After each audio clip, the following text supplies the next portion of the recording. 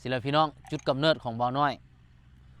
เห็นมากระทันสุกเหลืองเต็มต้นปกติบ่าวน้อยกินเนาะแตงแจ่วนี่สิประมาณเต็มถ้วยแล้วไปกับหมู่5-6 คนกินมากระทันจ้ำแล้วเอาเบ็ดมันไปใส่อยู่ตรงนาหันกระโปงกระฟองคนขึ้นไปเสพกองร้องเพลงสิเป็นน้ำท่วมทินเพียยุคนั้นสาวธุรคมยุคนั้นนะปี90ปลายเนาะแล้วก็ลงจากกินมากระทันเจ็บท้องปวดทายแลนทายจ้าถึงทายออกแน่หญ้าขิวป้อมเสร็จลงไปยามเบ็ดล้างมืออยู่บนใส่เบ็ดทันอีกเอาปลามามัดไว้ขึ้นไปต้นมะกระทานทันอีกแล้วก็เฮียนว่าโคศกได้เป็นเนาะจะเดินพี่น้องเนาะบุญบ้านเฮาเนาะ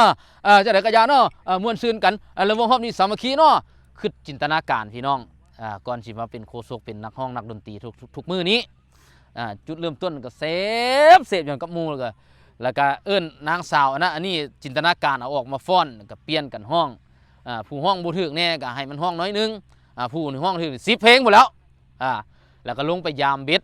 ได้ปลาคอกั้งซ้ำโป้มือนี่ก็ห้องบักใหญ่ว่าซ้ำแขนเด้ปลาคอกั้งได้ 4-5 ตัว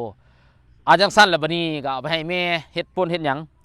คันว่ามือบุญแท้มานี่เขาร้องเบ็ดร้องกองตึมอยู่เดินโรงเรียน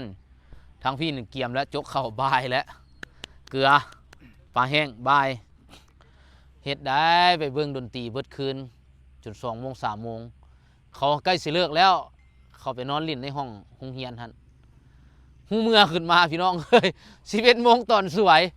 ดนตรีก็เห็นแต่แปลนเติดบ่มีเหลือข่อยผู้เดียวอยู่ห้องนอนโอ้ยเป็นแต่อีตัวเองแต่น่าอายว่าอายก็ปลอมปอมแปมลุกออกมาจากห้องเรียนก็เฮ็ดทำท่าคือบ่มีหยังก็ย่างมาบ้านมาเฮือนเสยอันนั้นแหละจุดกำเนิดคือเห็นต้นมะกระทันนี่พี่น้องเอ้ยจ้ำละกินแต่ว่าเดี๋ยวนี้บ่ได้คันไปเสพมันสิขี้แตกขี้เหี่ยมันสิยากมันยากก็เลยว่างดบ่ได้กินปกติซ้ำนี่บ่าวน้อยเฮ็ดแล้วเป็นโลแล้วนี่เป็นโล2 โลผู้เดียวแล้วยัดกับจ้ำแจวไปทายมากินใหม่ไปทายมากินใหม่อันนั้นแหละที่ไปที่มาของมะกระทันสุกเหลืองคือกับเสือนี่เลยนี่